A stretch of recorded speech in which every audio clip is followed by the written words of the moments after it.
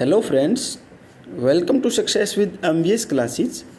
आप सभी दोस्तों का एमवीएस क्लासेस के इस ऑनलाइन प्लेटफॉर्म पे हार्दिक स्वागत करता हूं। मैं अशोक कुमार आपको करवा रहा हूं इलेक्ट्रिशियन थ्योरी के मोस्ट इम्पोर्टेंट क्वेश्चंस। तो स्टार्ट करते हैं सबसे पहले क्वेश्चन से। क्या दिया हुआ है?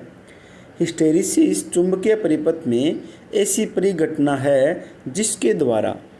अब यहाँ पर क्या पूछा गया है, सबसे पहले आपको पता होना चाहिए हिस्टेरिसिस चुंबकीय परिपथ क्या होता है।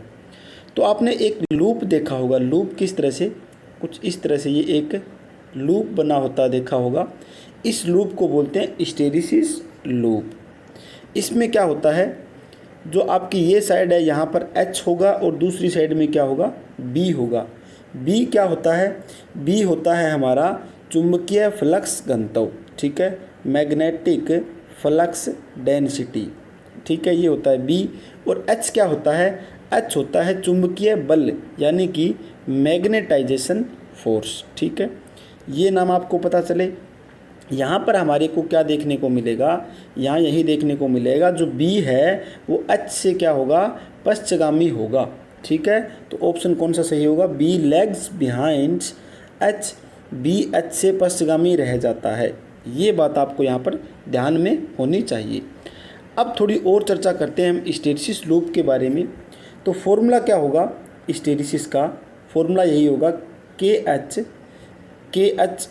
आगे क्या होगा हमारे पास फ्रीक्वेंसी, बी जो हमारे पास फ्लक्स डेंसिटी है 1.6, आगे क्या होगा वॉल्यूम। और हिस्टेरिसिस जो हमारे पास ये लूप है इसकी इकाई क्या होगी, वाट के अंदर इकाई होती है। ये भी आपको पता होना चाहिए। तो यहाँ पर एक रिलेशन आपको क्या देखने को मिलेगा, जो हिस्टेरिसिस जो है हमारे पास लॉस है वो किसके बराबर है, फ्रीक्वेंसी के बराबर आपको दिखाई दे रहा है, जो आपको यहाँ पर एफ दिखाई दे रहा है, ठीक है। ये भी रिलेशन बहुत बार एग्जाम में पूछी जाती है। तो ये क्वेश्चन मैंने आपको डिटेल से समझा दिया। नेक्स्ट क्वेश्चन की ओर चलते हैं। Ferrite is associated with, ferrite निम्नलिखित में से संबंध है, किससे संबंधित है फेराइट? तो आपको पता होना चाहिए जो फेराइट है ये एक चुंबकीय पदार्थ है। फेराइट क्या है, एक चुंबकीय पदार्थ है और यह चुंबकीय पदार्थ नॉन कंडक्टिव मटेरियल होता है। ये हमारे पास कंडक्टिव मटेरियल नहीं होता, कंडक्टिव पदार्थ नहीं होगा, ठीक है। ये बात आपको पता चली। उसके बाद क्या है, जब अगर हम जो हमारे पास कोई चुंबक है उस चुंबक को अगर हम क्यूरी टेम्परेचर तक उसको अगर हम गर्म कर लें तो वो चुंबक क्या हो जाती है, अचुंबकित हो जाती है। ये भी आपको पता चलना चाहिए। अब यहाँ पर क्वेश्चन के हिसाब से देखते हैं। क्वेश्चन में क्या बोला गया है, फेराइट निम्नलिखित से संबंध है। फेराइट हमारा क्या है, एक फेरी चुंबकीय सामग्री है ये, ठीक है। फेरी मैग्नेटिक मटेरियल कहलाता है फेराइट। समझ में आ गया होगा। नेक्स्ट क्वेश्चन क्या दे रखा है? नेक्स्ट क्वेश्चन दिया हुआ है एसी करंट वोल्टेज को प्रेरित कर सकता है क्योंकि इसमें होता है, इसमें क्या होगा, परबलतम चुंबकीय क्षेत्र होगा या परिवर्तित चुंबकीय क्षेत्र होगा या स्थिर चुंबकीय क्षेत्र होगा, इनमें से आपको बताना है। अब यहाँ पर बात किसकी की गई है, वोल्टेज को प्रेरित कर सकता है, यानी कि जो आपका ईएमएफ बनता है, ईएमएफ का फॉर्मूला क्या होता है, NdΦ/dt।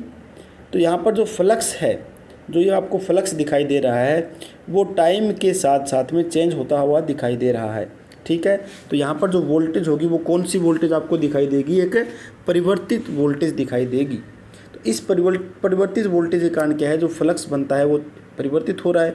यहाँ पर क्या होगा, परिवर्तित चुंबकीय क्षेत्र आपका यहाँ पर दिखाई देगा, ठीक है। तो एसी करंट भी आपने देखा होगा। एसी करंट की बात करें तो इस तरह से हमारा एसी करंट ये चल रहा है तो ये परिवर्तित हो रहा है, ठीक है। समझ में आ गया होगा। नेक्स्ट क्वेश्चन देखते हैं। लोहे के क्रोड वाले सोलेनोइड की आकर्षण शक्ति होती है। जो लोहे की क्रोड वाले सोलेनोइड की आकर्षण शक्ति क्या होगी, जो लोहे से बना है, एक हमारे पास कोर जो है वो लोहे की बनी हुई है और दूसरी आपके पास एक क्या है, वायु की अगर कोर हो तो, ठीक है, वायु जो हो सोलेनोइड के अंदर, तब आपका क्या होगा, तो आपको पता है वायु के क्रोड वाले सोलेनोइड से अधिक होगा, ठीक है। जो कि आकर्षण शक्ति क्या होगी, वायु वाले से क्या होगी, लोहे वाले की जो आकर्षण शक्ति है वो ज़्यादा होती है। ये तो आपको पता ही होगा। नेक्स्ट क्वेश्चन देखते हैं। निम्न में से कौन सा फ्लक्स की एक इकाई नहीं है? आपको क्या देखना है, नहीं इकाई देखना है इसके अंदर। वेबर तो आपने सुना होगा फ्लक्स की इकाई होती है, मैक्सवेल भी फ्लक्स की इकाई मानी जाती है, क्योंकि आपने देखा है 1 वेबर बराबर क्या होता है, 10⁸ मैक्सवेल के बराबर होता है ये। तो इसीलिए यहाँ पर मैक्सवेल भी किसकी इकाई होगी, फ्लक्स की इकाई मानी जाएगी। लेकिन दिया क्या गया यहाँ पर, टेस्ला जो है वो फ्लक्स की इकाई नहीं होती। ठीक है, तो आपको कमेंट बॉक्स में इसका आंसर देना है कि टेस्ला जो है वो किसकी इकाई होगी। ठीक है, ये आपको कमेंट बॉक्स में बताना होगा। आज का यही आपका क्वेश्चन है।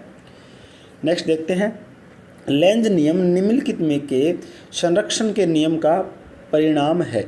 लेंज का नियम है वो किसका परिणाम है, वो आपको पता होना चाहिए। ऊर्जा जो है उससे संबंधित होता है लेंज का नियम। ठीक है, ऊर्जा आपको पता होगा, एनर्जी जो है वो न तो नष्ट होती है, नहीं उसको हम एनर्जी को बना सकते हैं। ठीक है, इस एनर्जी को हम एक फॉर्म से दूसरी फॉर्म में बदल सकते हैं बस। ठीक है, नेक्स्ट क्वेश्चन क्या दिया गया है, सामग्री का वह गुण जो इसमें पैदा हुए चुंबकीय फ्लक्स का विरोध करता है क्या कहलाएगा, ये पूछा गया इसके अंदर। फ्लक्स का विरोध करेगा तो क्या कहलाएगा, रिलक्टेंस कहलाया जाता है। ये किसके अंदर बात कर रखी है, ये बात कर रखी है मैग्नेटिक सर्किट के अंदर, चुंबकीय सर्किट के अंदर। लेकिन अगर बात करें इलेक्ट्रिकल सर्किट के अंदर, विद्युत सर्किट के अंदर, तो इलेक्ट्रिकल के अंदर क्या होगा, जो प्रतिरोध होता है, इलेक्ट्रिकल के अंदर जो प्रतिरोध होता है, प्रतिरोध विरोध करता है किसका, धारा का विरोध करता है प्रतिरोध। ठीक है, ये तो हो गया इलेक्ट्रिकल सर्किट के अंदर। यहाँ पूछा गया है चुंबकीय फ्लक्स का विरोध करे तो क्या होगा, प्रतिष्ठम यानी कि रिलक्टेंस। अब थोड़ी सी रिलक्टेंस की बात करते हैं। रिलक्टेंस को लिखते हैं हम एस से। एस का फॉर्मूला क्या होगा, एस बराबर फॉर्मूला होगा MM/F बटा में क्या होता है, फाई। अब यहाँ पर हम इसकी इकाई की बात करें तो MM/F क्या होता है, MM/F होता है आपका NI, और फ्लक्स क्या होगा, यहाँ पर फ्लक्स होता है वेबर। N जो होता है नंबर ऑफ टर्न है, I यहाँ पर एम्पियर है, तो क्या लिखोगे आप, 80 बटा में वेबर इकाई किसकी बन जाती है, S की इकाई आपको देखने को मिलेगी, जो कि आपने नाम क्या देखा है, रिलक्टेंस। ठीक है, समझ में आ गया होगा, एग्जाम में पूछते हैं बहुत बार ये क्वेश्चन। नेक्स्ट क्या दिया हुआ है, यदि एक इलेक्ट्रोड से मुक्त कराए गए आयरन के द्रव्यमान M1 और M2 है और उसके विद्युत रासायनिक समतुल्य भार Z1 और Z2 है। बैटरी का ये क्वेश्चन है, काफ़ी अच्छा क्वेश्चन है। ये किससे रिलेटेड है, ये क्वेश्चन रिलेटेड है फैराडे का जो नियम है, दूसरा नियम है बैटरी के अंदर दिया हुआ है, उसके नियम से बताया गया है यहाँ पर। फैराडे का दूसरा नियम क्या कहलाएगा, इसकी बात करें तो हमारे पास क्या होगा, M1 बटा में M2 बराबर Z1 बटा में Z2, आपको यही देखना होगा। तो M1 गुना में क्या हो जाएगा, ये आर पार गुना करते हैं इसकी, तो M1 गुना में Z2 हो जाएगा, M2 गुना में क्या हो जाएगा, Z1 हो जाता है। ठीक है, तो यहाँ पर कौन सा सही होगा, M1 गुना में क्या होगा, यहाँ पर दिया होगा M1 बटा में M2, Z1 बटा में Z2। आपका ऑप्शन कौन सा सही होगा, ऑप्शन बी इसके अंदर सही बैठ रहा है। ठीक है, समझ में आ गया होगा। नेक्स्ट क्वेश्चन देखते हैं, सभी प्रेरण यानी कि इंडक्शन, सभी प्रेरण यानी कि इंडक्शन प्रकार के ट्रांसड्यूसर निम्नलिखित पर आधारित है। जो सभी इंडक्शन प्रकार के ट्रांसड्यूसर है वो किस पर आधारित है, तो आपने देखा होगा जो इंडक्शन का जो सिद्धांत दिया हुआ है, प्रेरण का जो सिद्धांत दिया है वो किसने दिया है, फैराडे जी ने दिया है। तो इसका राइट आंसर ही कौन सा होगा, फैराडे ही सही होगा। ठीक है, यहाँ पर जो फेरांटी इफेक्ट है ये आपने पावर सिस्टम के अंदर देखा होगा। फेरांटी इफेक्ट क्या होता है, जो हमारी रिसीविंग एंड की जो वोल्टेज होती है वो ज़्यादा हो जाती है किससे, जो हमने वोल्टेज भेजी है यानी कि सेंडिंग एंड वोल्टेज है, उसको बोलते हैं फेरांटी इफेक्ट। ये भी एग्जाम के अंदर पूछा जाता है। ठीक है, नेक्स्ट क्वेश्चन क्या दिया हुआ है, गैल्वेनीकरण डैश का लेपन होता है। ये तो काफ़ी नॉर्मल क्वेश्चन है, सभी बच्चों को पता होगा। गैल्वेनाइजेशन करने के लिए हम क्या करते हैं, कोई आयरन की प्लेट पर जिंक की परत चढ़ा देते हैं, उसको क्या बोलते हैं, गैल्वेनाइजेशन बोला जाता है। ठीक है, नेक्स्ट क्वेश्चन क्या दिया हुआ है, स्थिर विद्युत फ्लक्स घनत्व की इकाई होती है। ये क्वेश्चन आज के लिए सबसे इम्पोर्टेंट और मोस्ट इम्पोर्टेंट क्वेश्चन माना जाएगा, क्योंकि थोड़ा सा इस क्वेश्चन को समझने की ज़रूरत है। बच्चे इसके अंदर जल्दबाजी करेंगे और मुझे पता है इस क्वेश्चन को देखते ही बच्चों का जवाब क्या होगा, डेंसिटी नाम देखा, फ्लक्स डेंसिटी, और डायरेक्ट आंसर जाएगा वेबर बटा में वर्ग मीटर, जो कि आपका ये क्या हो जाएगा, गलत हो जाएगा। क्यों गलत होगा, यहाँ पर क्या बोला गया है, यहाँ पर क्वेश्चन को ध्यान से पढ़ने की ज़रूरत है। विद्युत स्थिर विद्युत फ्लक्स की बात कर रखी है, यहाँ पर मैग्नेटिक फ्लक्स की बात नहीं है रही, मैग्नेटिक फ्लक्स की बात नहीं है, विद्युत फ्लक्स की है, जिसको क्या लिखते हो आप, डी से लिखते हो। इसका फॉर्मूला क्या होगा विद्युत फ्लक्स का आपका, इसके अंदर कूलाम बटा में क्या होगा, आवेश, ठीक है, क्यू बटा में ए होगा, यहाँ पे सॉरी आवेश नहीं एरिया होगा ये। तो क्यू की इकाई क्या होगी, क्यू की इकाई होती है कूलाम, क्यू की इकाई क्या होगी कूलाम, बटा में एरिया की इकाई क्या होती है मीटर स्क्वायर। अब आपको ऑप्शन में ये देखना है कहाँ पर दिखाई दे रहा है, कूलाम बटा में मीटर स्क्वायर, जो कि ऑप्शन नंबर आपको बी दिखाई दे रहा है, कूलाम बटा में मीटर स्क्वायर। ये क्वेश्चन आपको समझ में आना चाहिए, काफ़ी अच्छा क्वेश्चन है ये। इसी तरह से आपको, ये तो इलेक्ट्रिकल की बात है अगर यहीं पर आपको मैग्नेटिक सर्किट की बात कर ले, मैग्नेटिक फ्लक्स डेंसिटी की बात करें, मैग्नेटिक फ्लक्स डेंसिटी की बात करें, तो चुंबकीय फ्लक्स घनत्व की बात करें, तो उसकी इकाई क्या होगी हमारे पास, इसकी इकाई होती है फ्लक्स बटा में एरिया, ठीक है। फ्लक्स की इकाई क्या होगी वेबर, और एरिया क्या होता है मीटर स्क्वायर। तब यहाँ पर आपको देखने को मिलेगा वेबर बटा में मीटर स्क्वायर, जो कि ऑप्शन नंबर सी होगा। अगर यहाँ पर पूछा जाए आपको चुंबकीय फ्लक्स घनत्व की बात कर रखी है तो, ठीक है। तो इस क्वेश्चन का राइट आंसर क्या होगा, कूलाम बटा में वर्ग मीटर। नेक्स्ट क्वेश्चन क्या दिया गया है, ये क्वेश्चन आज बच्चों ने डाउट क्वेश्चन पूछा था, जो हमारे व्हाट्सएप ग्रुप बना रखे हैं उनमें बच्चे काफ़ी एक्टिव रहते हैं और सवाल जवाब करते रहते हैं।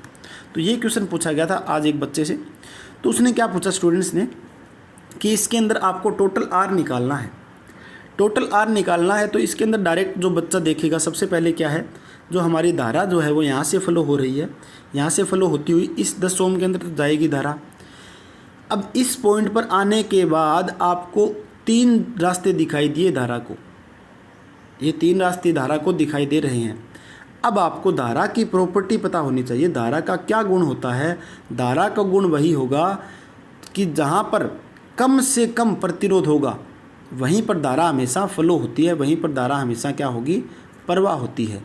कब कहाँ प्रवाह होगी, जहाँ पर प्रतिरोध कम से कम आपको देखने को मिलेगा। अब देखो यहाँ पर बात करते हैं, सबसे पहले धारा इस साइड से आएगी, हमारी नोड पे आएगी। अब धारा मान लीजिए मैं इस साइड से लेके जा रहा हूँ, तो यहाँ पर तो धारा को एक प्रतिरोध दिखाई देगा जो कि 10 ओम का है। ये प्रतिरोध धारा को रोकने की कोशिश करेगा, प्रतिरोध का गुण आपको पता है, धारा को रोकता है।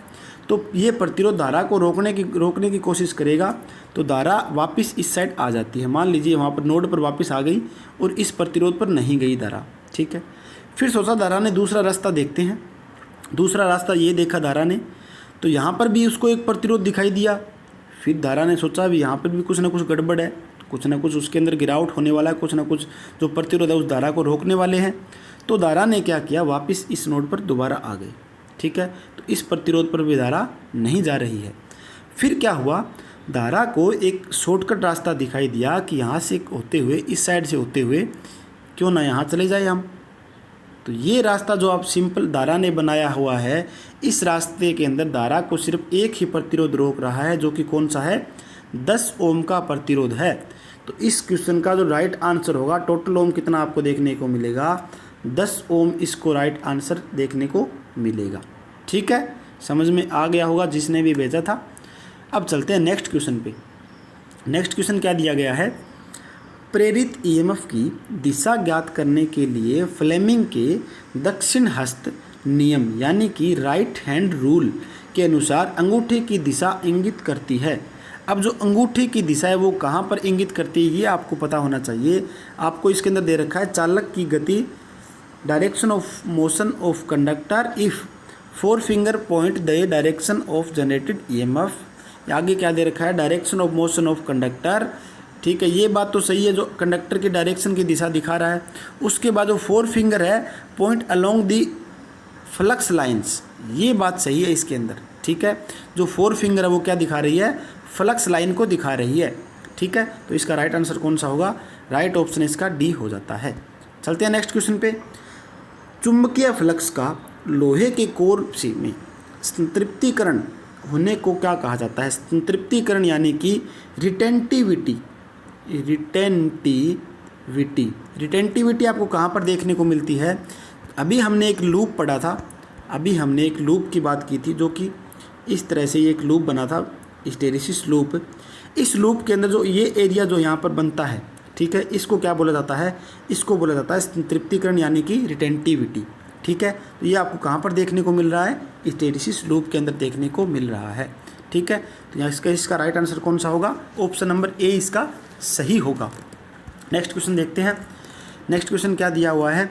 निम्नलिखित में से कौन सा कथन सत्य है? आपको सत्य कथन देखना है इसके अंदर। एक प्रकार के ध्रुव एक दूसरे को आकर्षित कभी नहीं करते। नॉर्थ पोल क्या नॉर्थ पोल को आकर्षित करेगा? नहीं, इसको दूर भगाएगा। ठीक है, तो ये ऑप्शन हमारा गलत। ट्रांसफार्मर में गुंजन प्रकार की ध्वनि इसकी वाइंडिंग में विकसित होती है? नहीं होती, इसकी कोर में होती है। वाइंडिंग में कहाँ होगी? वाइंडिंग में होती है, लेकिन कोर में भी साथ साथ में होती है। अगला क्या दिया हुआ है? मैग्नेटिक फ्लक्स की इकाई वेबर। हाँ, ये सही है। मैग्नेटिक फ्लक्स की इकाई क्या होती है? वेबर होती है। नेक्स्ट अगला क्या दे रखा है? वोल्टमीटर श्रेणी में आबंध। ये कभी नहीं होता, वोल्टमीटर तो हम पैरेलल क्रम में जोड़ते हैं। ठीक है, तो इसका राइट आंसर कौन सा होगा? सी ऑप्शन सही बैठता है। नेक्स्ट क्या दे रखा है आपको? चुंबकीय परिपथ में पारगम्यता यानी कि परमियंस विद्युत परिपथ के किस गुण के जैसी है? अब विद्युत परिपथ के किस गुण के जैसे है, इसकी बात करते हैं। अब आपने एक नाम सुना होगा, सबसे पहले बात करते हैं रजिस्टेंस की। रजिस्टेंस क्या करता है? धारा जो होती है उसका विरोध करता है, आपको पता है। रजिस्टेंस क्या करेगा? जो धारा होगी उसका क्या करेगा? विरोध करता है, रोकता है। अब इसी के अंदर बात करें हम चालकता की, यानी कि कंडक्टेंस की। ठीक है, तो कंडक्टेंस को लिखते हैं हम जी से, वो बराबर होता है 1/r के। तो कंडक्टेंस क्या करता है? धारा को फ्लो होने में, प्रवाह होने में आसानी देता है। ये तो बात हमें पता है। ये इन दोनों का संबंध एक दूसरे के उल्टा होता है। आर और जी का संबंध एक दूसरे से विपरीत होगा। इसी तरह से ये तो है हमारे पास इलेक्ट्रिकल सर्किट के अंदर बात कर रहे हैं। अब चुंबकीय सर्किट की बात करें तो चुंबकीय सर्किट में क्या होता है? एक तो होता है रिलक्टेंस, जो कि रिलक्टेंस क्या करता है? फ्लक्स जो उत्पन्न होता है उसका विरोध करता है। और इस फ्लक्स को उत्पन्न करवाने में सहायता कौन करेगा? सहायता करता है, ये आपका नाम परमियंस जो आपने देखा है यही। ठीक है, तो अब हमें ऐसा गुण देखना है जो कि यहाँ पर क्या दिया हुआ है आपको? यहाँ पर दिया हुआ है चुंबकीय परिपथ में परमियंस है। उसी तरह से विद्युत परिपथ में कौन सा किसका गुण होगा? चालकता का गुण होगा। परमियंस फ्लक्स को प्रवाह करवाने या फिर उत्पन्न करवाने में सहायता प्रदान कर रहा है। चालकता जो कंडक्टेंस है वो क्या कर रहा है? वो भी धारा को फ्लो कर। नेक्स्ट क्वेश्चन आपको स्क्रीन पे दिखाई दे रहा है, क्या दिया हुआ है? नियम जो प्रेरित ईएमएफ और धारा सदैव उन्हें उत्पन्न करने वाले का कारण का विरोध करता है, वह निम्न कारण से क्या होगा? क्या बोला जाता है? लेंज का नियम बोला जाता है। ये आप याद कैसे रखोगे? इसको याद रखने का तरीका मैं थोड़ा सा बताता हूँ, ट्राई करता हूँ। एक होते हैं हमारे पिताजी, ठीक है, और उनका क्या होता है? बेटा होता है। पिताजी का क्या होगा? ये बेटा होगा। आपके पिताजी है, आप उनके बेटे हो। अब क्या है? आपको पैदा किसने किया? आपको पैदा किया है आपके पिताजी ने। ठीक है, थोड़ी सी फनी बात है। आपको पैदा किसने किया? आपके पिताजी ने आपको पैदा किया है। और आप इन्हीं का, पिताजी का ही विरोध करने लग जाओगे तो ये क्या कहलाता है? यही बात होती है लेंज का नियम। ठीक है, लेंज का नियम क्या कहता है कि जिसके कारण ईएमएफ या फिर धारा उत्पन्न हुई है उसी का वो विरोध कर दे तो वो क्या होगा? लेंज का नियम कहलाया जाता है। ठीक है, आज के बाद इसको आप नहीं बोलोगे, समझ में आ गया होगा। नेक्स्ट क्वेश्चन क्या दिया हुआ है? चुंबकीय सामग्री में हिस्टैरिसीस क्षति निम्न पर निर्भर करती है। तो मैंने आपको फॉर्मूला लिखवाया था एक हिस्टैरिसीस का, PH का KHF, आगे क्या है? B1.6, ये वैल्यू है फ्लक्स डेंसिटी की। आगे क्या होगा? वॉल्यूम। इसकी इकाई क्या होती है? वाट में होती है। अब यहाँ पर आपको एक तो क्या देखने को मिलेगा? एरिया ऑफ हिस्टैरिसीस लूप, इस पर भी निर्भर करता है। ठीक है, कितना बड़ा का एरिया है उस पर निर्भर करेगा। फ्रीक्वेंसी पर भी निर्भर करता है, यहाँ पर फ्रीक्वेंसी भी दिया हुआ है। वॉल्यूम ऑफ मैग्नेटिक मटेरियल, यहाँ पर ये V दे रखा है, ये वोल्टेज नहीं है, वॉल्यूम है, यानी कि आयतन पर भी निर्भर कर रहा है।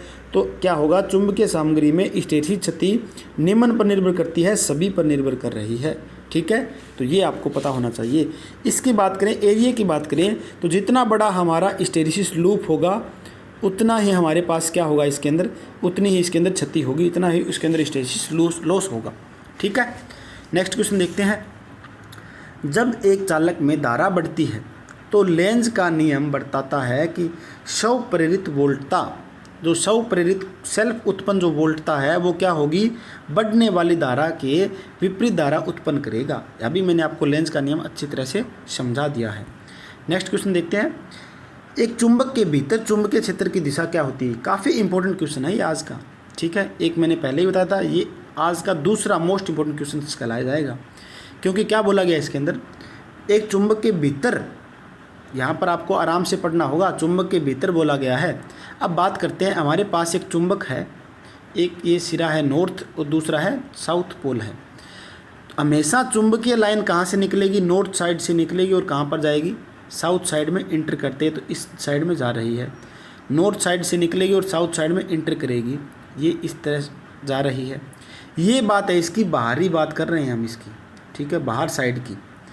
अगर इस चुंबक के अंदर की बात करें तो क्या हो रहा है, साउथ से निकलती है और नॉर्थ में जा रही है, साउथ से निकल रही है नॉर्थ में जा रही है। अंदर की बात करें, इसमें पूछा गया भीतर, ठीक है, यानी कि अंदर इसके चुंबक की, तो क्या होगा, साउथ से निकलेगी नॉर्थ में जाएगी, ठीक है, साउथ टू नॉर्थ में इसके अंदर फ्लो होगा। समझ में आ गया होगा, अच्छा क्वेश्चन है। नेक्स्ट क्या दे रखा है, विद्युत चुंबक में चुंबक की सामर्थ्य परिवर्तित की जा सकती है, यानी कि जो in electromagnetic the strength of magnet can be varied, जो मैग्नेट की स्ट्रेंथ है वो किससे वेरिड कर सकते हैं, हम कम ज़्यादा कर सकते हैं। चुंबक कितनी बननी चाहिए, आपको फॉर्मूला पता होगा, एक आपके नाम सुना होगा एच। एच क्या बोला जाता है, ये एच स्ट्रेंथ है हमारा, ठीक है। चुंबक की स्ट्रेंथ किसको लिखते हैं हम, एच से, जिसको मैंने आपको बताया था मैग्नेटाइजेशन फोर्स। एच बराबर क्या फॉर्मूला होता है, NI/L, ठीक है। तो यहाँ पर नंबर ऑफ टर्न और एम्पियर जो आपका करंट है उस पर निर्भर कर रहा है। तो आपका ऑप्शन कौन सा होगा, या तो करंट में परिवर्तन या वाइंडिंग के टर्नों में परिवर्तन देखने को मिलेगा आपको, ठीक है, तभी हम इसकी सामर्थ्य परिवर्तन की जा सकती है। समझ में आ गया होगा। नेक्स्ट क्वेश्चन क्या दिया हुआ है, चुंबकीय फ्लक्स की यूनिट क्या होगी। चुंबकीय फ्लक्स की यूनिट मैंने आपको बहुत बार बता दिया है, वेबर इसकी इकाई कहलाई जाएगी। नेक्स्ट क्या दे रखा है, द यूनिट ऑफ रिलेक्टेंस, ये भी मैंने आपको पहले करवा दिया है। यूनिट ऑफ रिलेक्टेंस क्या होता है, रिलेक्टेंस को लिखते हैं एस से, जो कि फ्लक्स का विरोध करता है। एस बराबर क्या फॉर्मूला होता है, MMF बटा में क्या होता है, फाई। तो MMF की इकाई क्या होती है, एम्पियर टर्न बटा में क्या होगा, वेबर। तो एम्पियर टर्न बटा में वेबर हमें देखना कहाँ पर दिखाई दे रहा है, ऑप्शन नंबर सी में आपको दिखाई दे रहा है। नेक्स्ट क्या दे रखा है, इलेक्ट्रोप्लेटिंग के लिए विद्युत आपूर्ति डैश के द्वारा होनी चाहिए। अब इलेक्ट्रोप्लेटिंग यानी कि एक जो आपकी धातु है दूसरी धातु की उसको परत चढ़ाना है, तो बोलते हैं उसको इलेक्ट्रोप्लेटिंग, ठीक है। तो ये इस पर कौन सी सप्लाई होनी चाहिए, इस पर आपको DC सोर्स स्रोत देना होगा, ठीक है। नेक्स्ट क्वेश्चन क्या दे रखा है, यदि दो चुंबकीय ध्रुवों के मध्य दूरी d है तो उनके मध्य लगने वाला बल किसके समानुपाती होगा या व्युत्क्रमानुपाती होगा, ये आपको देखना है। तो हमारे पास क्या है, लगने वाला जो बल फोर्स है वो एक तो फोर्स आपका जो बल है वो M1 पर लग रहा है, दूसरा M2 के थ्रू लग रहा है, तो इनके बटा में क्या होगा, d² होगा, ठीक है, इनके लगने वाली दूरी जो है इनके बीच में। तो हमारे पास जो फोर्स है वो d² यानी कि इसके व्युत्क्रमानुपाती है और इसका स्क्वायर का है ये साथ में, ठीक है। तो ये आपको ऑप्शन नंबर सी इसमें सही देखने को मिलेगा। चुंबकीय परिपथ में परमियंस, ये मैंने आपको करवा दिया, इसका राइट आंसर क्या था, कंडक्टेंस, ठीक है। नेक्स्ट क्वेश्चन क्या दे रखा है, ये भी हो गया शायद हमारा, ये नहीं हुआ, ये क्वेश्चन करते हैं। शक्ति गुणक मीटर में स्थिर कुंडली पर और चल कुंडली कैसे जुड़ी होती है। जो हमारा पावर फैक्टर मीटर है उसके अंदर एक तो होती है फिक्स्ड कॉइल, एक होती है मूविंग कॉइल। तो फिक्स्ड कॉइल जो होती है उसे बोलते हैं CC करंट कॉइल, और मूविंग कॉइल जो होती है उसे बोलते हैं PC यानी कि पोटेंशियल कॉइल। वो किस तरह से जुड़ी होगी, वो हमारे पास क्या होगा, जो फिक्स्ड कॉइल है वो तो लोड के साथ सीरीज़ में होगी। फिक्स्ड कॉइल हमेशा किस में होती है, सीरीज़ में जुड़ी होती है, श्रेणी क्रम में। और पोटेंशियल कॉइल किस में जुड़ी होती है, ये जुड़ी होती है समानांतर क्रम में, ठीक है। तो हमें यही देखना है, फिक्स्ड कॉइल सीरीज़ में विद सप्लाई के, ये बात तो सही है। Fixed coil connected across supply, ये नहीं। मूविंग कॉइल आर सीरीज, ये भी नहीं, ये भी नहीं, ठीक है। तो यहाँ पर राइट आंसर कौन सा होगा आपका, ऑप्शन नंबर बी से ही दिखाई देगा। फिक्स्ड कॉइल जो है आपकी फिक्स्ड कॉइल है, करंट कॉइल जो है वो सीरीज में होती है किसके साथ, सप्लाई के साथ में, ठीक है। तो समझ में आ गए होंगे। आज लगभग हमने 25 या 30 क्वेश्चन लगभग कर लिए। सारे क्वेश्चन काफ़ी इंपॉर्टेंट आपके लिए, तो इसी तरह से हमारे साथ जुड़े रहिए और वीडियो को लास्ट तक ज़रूर देखें। अपना जो भी स्कोर बनता है उसको कमेंट बॉक्स में ज़रूर बताइए। तो आज के लिए इतना ही, मिलते हैं नेक्स्ट प्रैक्टिस टेस्ट के साथ। धन्यवाद दोस्तों।